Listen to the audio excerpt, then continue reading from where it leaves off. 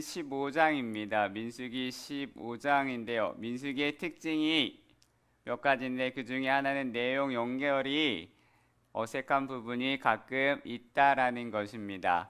어제 민수기 14장에서는 이스라엘 백성들이 광야 가데스 방에서 반역을 저지른 후에 가나안 땅에 들어가지 못하고 광야에서 40년을 헤매고 방황하게 된 계기를 성경은 말씀하고 있었습니다. 그런데 오늘 여러분이 읽은 15장은 가나안 땅에 들어가게 되었을 때 거기서 해야 될 내용들이 기록이 되어 있다라는 것을 볼 수 있다라는 것입니다.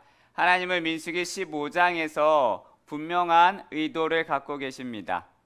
그것은 반역 이후에 광야로 쫓겨나는 백성들을 향해 하나님이 세 가지를 지금 말씀하고 반응하고 충고해주고 계신다라는 거예요. 그 첫 번째는 하나님은 백성들의 반역에도 불구하고 약속을 성취할 것이다 라고 말씀하십니다. 지금 너희가 벌을 받아 광야에 40년을 생활할 것인데 너희가 완전히 망할 것이 아니라 너희가 완전히 끝나는 것이 아니라 조금만 고생을 하면 반드시 가나안 땅에 들어가게 될 것이다 라고 오늘 말씀을 하고 계신다라는 거예요.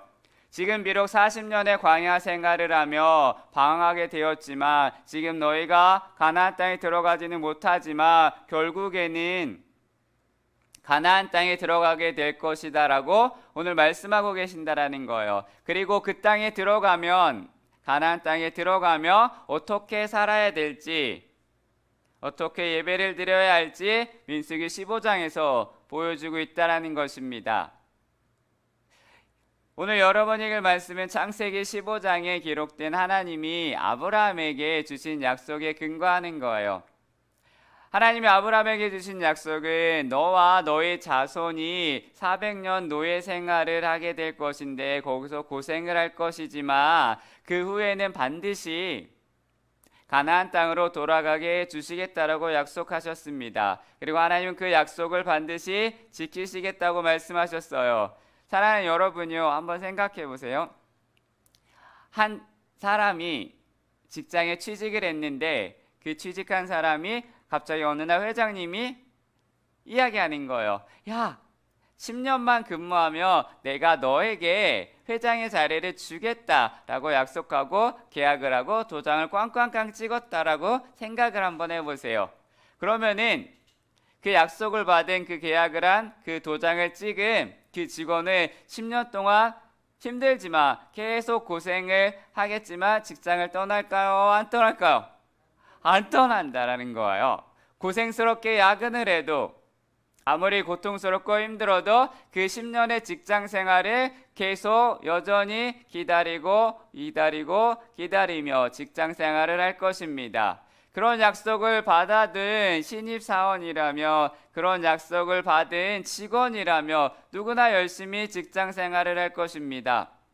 또 어떤 사람에게 예를 들어 병에 걸렸다라고 생각해 보세요. 병에 걸렸는데 그래서 지금 죽어가고 있는데 시한부 인생이었는데 어느 날 하나님이 나타나서 말씀하시는 겁니다. 내가 너의 병을 1년 후에 내 병을 깨끗하게 고쳐주겠다라고 약속을 하셨다면 사랑하는 여러분이요, 그 약속을 받고 그 음성을 들었다면 무슨 일이 있어도 1년의 시간을 기필코 반드시 견뎌낼 것입니다.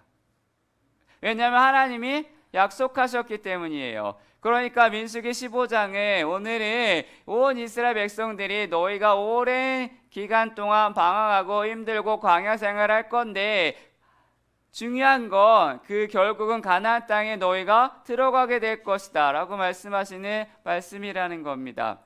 우리는 이런 하나님의 말씀 속에 하나님의 성품을 볼 수 있다는 것입니다. 하나님의 마음과 성품은 인간이 죄를 지어 벌을 받게 될지라도 약속하신 것을 그대로 내가 너희에게 이루어 주겠다라고 말씀하십니다. 우리는 예수 그리스도를 구주로 믿는 하나님의 사람들입니다. 그러니까 때로는 저와 여러분이 이스라엘 백성들처럼 하나님께 불순종해서 징벌을 받을 수도 있고 광야 생활처럼 힘든 생활을 할 수 있습니다. 그러나 저와 여러분은 예수 그리스도 성령님을 모신 사람들이고, 그리고 저와 여러분은 새로운 마음으로 새로운 삶을 살아가는 사람들이기 때문에 조금만 범죄하고 실수를 해도 바로 회개하고 돌이키는 삶을 살 수 있는 하나님의 사람인 것을 기억하고 살아갈 수 있기를 바랍니다. 두 번째는, 하나님은요, 반역한 불순종한 백성들에게도 용서의 길을 지금 제시하고 계신다라는 거예요. 하나님이 저와 여러분이 죄를 지어도 용서받는 길이 있음을 알려주고 계십니다. 읽지는 않았지만 그게 22절에서 29절까지 내용이 오늘 기록되어 있습니다. 하나님은 이스라엘 백성들에게 용서받는 길을 열어주시고 말씀하시는 거예요. 백성들의 죄는 크게 두 종류가 있었는데, 이스라엘 온 회중이 전체적으로 국가적으로 짓는 범죄와 개인이 짓는 죄를 말씀하고 계십니다. 그래서 전체적으로 짓는 경우에는 숫송아지 한 마리와 순염소 한 마리를 번제와 속죄제로 드리라고 말씀을 하셨고요. 아울러 소제와 전제와 곡식과 기름 섞은 것과 포도주를 부어서 드리라라고 말씀을 하셨어요. 그리고 개인적인 죄는 1년 된 암염소를 드리라라고 말씀을 하셨다라는 것입니다. 그리고 제사장이 그 개인이 범죄한 죄를 속죄하기 위해서 제사를 드리며 하나님이 그 제사를 받으시고 죄를 용서해 주시겠다라고 말씀하십니다. 그러나 이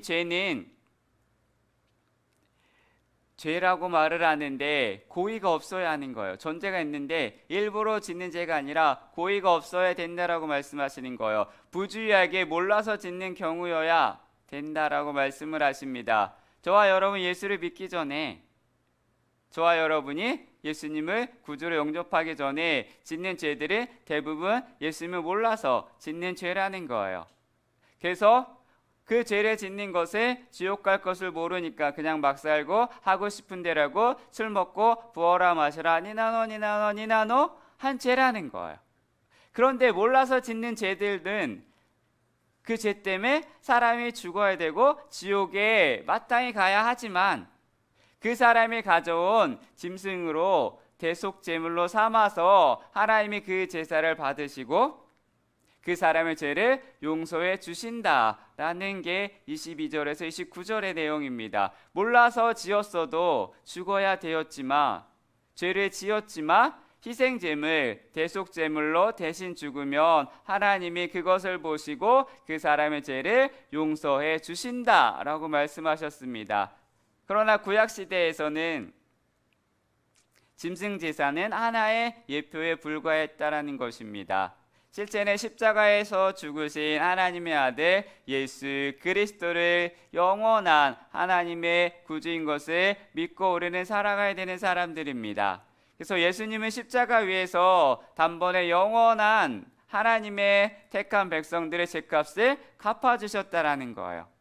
그렇기 때문에 더 이상 우리는 짐승의 제사를 드릴 필요가 없습니다. 우리는 성령께서 역사하심으로 그 사실을 믿고 고백하는 사람이 되었다라는 것입니다. 기억하십시오. 저와 여러분의 죄 사함을 받는 길은 오직 한 가지인데, 그 한 가지는 십자가에서 흘리신 예수 그리스도의 피가 저와 여러분의 죄값을 피라는 사실을 완전히 씻겨주셨다라는 사실을 믿음으로 믿는 하나님의 사람인 것을 기억하고 살아가는 저와 여러분이 되기를 바랍니다. 오늘 15장은 이 죄의 특징을 이야기를 하고 있는데, 읽진 않았지만 30절에 이렇게 이야기해요. 여호와를 비방한다라고 기록되어 있고, 30절에 보면 여호와께서 여호와의 이름을 지금 모독하고 있어요. 일명 신성모독이라고 말을 합니다. 오늘날 교회 다니는 사람들을 향하여 세상이 말을 합니다. 개독이다 라고 말을 합니다. 그것 자체가 죄를 짓는 거라고 이야기하는 거예요. 그리고 31절에 여호와의 말씀을 멸시한다 라고 말씀하셨고, 그의 명령을 파괴한다 라고 말씀하셨습니다. 단순히 고의적으로 짓는 죄가 아니라 지금 하나님을 대적하고 있다라는 것입니다. 한 번은 TV에서 재밌는 실험을 했는데 사자를 우리에 넣어두었어요. 그리고 사자를 우리에 넣어두고 그 사자 우리를 커튼으로 가렸습니다. 그리고 그 반대편에는 투견대회에서 우승한 챔피언을 한 개를 가져다 놓고 개 앞에 커튼을 놓여 있었는데 커튼을 제거하는 순간 개에게는 뭐가 보였을까요? 사자가 보였어요. 사자가 보니까 그 개가 어떻게 반응한지 아십니까? 도망갔어요. 꼬리를 내리고. 투견에서 우승한 챔피언인데 사자는 우리에 갇혀 있었지만 개는 사자의 얼굴만 봐도 바로 도망갔다라는 것입니다. 얼른 꼬리를 내렸다라는 거예요. 꼬랑지를 내렸어요. 그런데 많은 사람들이 하나님의 신성을 모독을 하고 주먹을 들고 삿대질을 하고 하나님의 계명을 파괴하고 하나님의 진리를 파괴하고 하나님의 말씀을 멸시하고 지금 범죄하고 있다라는 것입니다. 엄청난 죄를 짓고 있다라는 거예요. 하나님이 이런 자들을 이스라엘 백성 중에서 끊어버리리라고 말씀을 하셨다라는 것입니다. 그리고 모조리 내가 진멸하겠다라고 말씀하십니다. 오늘날도 많은 사람들이 성경의 말씀을 왜곡을 하고 복음을 변질시키고 또 어떤 사람들은 그 길로 인도하는 악한 자들이 많다라는 것입니다. 이단이 난무하고 있다라는 것입니다. 이러한 사람들은 그들의 죄사함을 받을 수 없는 죄를 짓고 있다라는 것입니다. 하나님은 반역한 백성들이 지금 다시 하나님의 말씀을 순종하도록 부르고 계시다는 거예요. 하나님의 말씀에 불순종하면 우리나라요 죄가 오고 순종하면 복이 온다라는 사실입니다. 그게 37절에서 41절에 나왔는데 37절에 보면 이렇게 나와 있습니다. 여호와께서 모세에게 말씀하여 이르시되 이스라엘 자손에게 명령하여 대대로 그들의 옷단 귀에 술을 만들고 청색 끈을 그 귀의 술에 더하라. 이 술은 너희가 보고 여호와의 모든 계명을 기억하여 준행하고 너희를 방종하게 하는 자신의 마음과 눈의 욕심을 따라 음행하지 않게 하기 위함이라. 그리하여 너희가 내 모든 계명을 기억하고 행하면 너희의 하나님 앞에 거룩하리라. 나는 여호와 너희 하나님이라. 나는 너희의 하나님이 되려고 너희를 애굽 땅에서 인도해 내었느니라. 나는 여호와 너희의 하나님이라 라고 지금 말씀하십니다. 하나님은 이스라엘 백성들에게 옷을 만들 때, 너희들이 옷을 만들 때, 술을 만들 때 파란색 끈을 매어서 달라고 말씀하시고 있어요. 지금 이는 여호와께서 주신 계명을 기억함이다 라고 말씀하셨는데 옷에 달린 술과 청색 끈은 계명과 무슨 연관이 있기 때문일까요? 그렇게 말씀하셨는데 그것을 학자들이 연구를 했는데 그랬더니 히브리어로 술과 주를 숫자로 합치면 613이 된다라고 학자들이 이야기합니다. 613은 율법의 계명을 합한 수인데 그러니까 술과 주를 보며 613개의 계명 하나님의 말씀이 떠오르도록 지금 하신 거래요. 그리고 청색은 하늘의 색이기 때문에 하나님의 백성들이 하나님의 말씀을 기억을 하고 순종하며 살라라는 메시지가 있다라는 것입니다. 그렇기 때문에 적과 꿀이 흐르는 가나안 땅에 들어가 하나님이 주시는 복을 누리며 살게 될 것이다라고 분명히 말씀하십니다. 오늘 이게 민수기 15장이 저와 여러분에게 주는 교훈들인데 오늘 이 15장을 설교하기가 굉장히 쉽진 않습니다. 그런데 오늘 저와 여러분이 때로는 때때로 실수하고 아니면 범죄하기도 하고 고의로 하나님께 반역하여 우리가 죄에 빠질 수 있다는 것입니다. 그래서 하나님의 벌을 받을 수 있는데 그러나 그럼에도 불구하고 오늘 15장이 저와 여러분이 잊지 말아야 될 세 가지를 말씀하고 있는데 그것은 하나님은 저와 여러분을 버리시지 않으시고 천국을 받아주신다라고 분명히 말씀하셨고 두 번째는 그 죄를 저와 여러분이 자백을 하면 예수 그리스도의 피가 저와 여러분의 죄를 씻어 주신다라고 말씀하고 계십니다. 그리고 세 번째는 하나님을 회개한 성도들을 다시 순종케 해서 복을 받는 하나님의 사람이 되게 하신다라고 말씀하십니다. 사랑하는 여러분이요, 오늘 이 세 가지를 기억하여 오늘 민수기 15장을 통하여 예수 그리스도의 은혜와 하나님의 놀라운 계획을 믿고 살아가는 사랑하는 저와 여러분 되시기를 바랍니다. 오늘 하루도 살아갈 건데요, 이 세 가지를 기억하며 하나님 앞에 여전히 순종하며 하나님의 복과 하나님의 계획과 하나님의 은혜를 누리고 살아갈 수 있는 사랑하는 저와 여러분 되기를 바랍니다.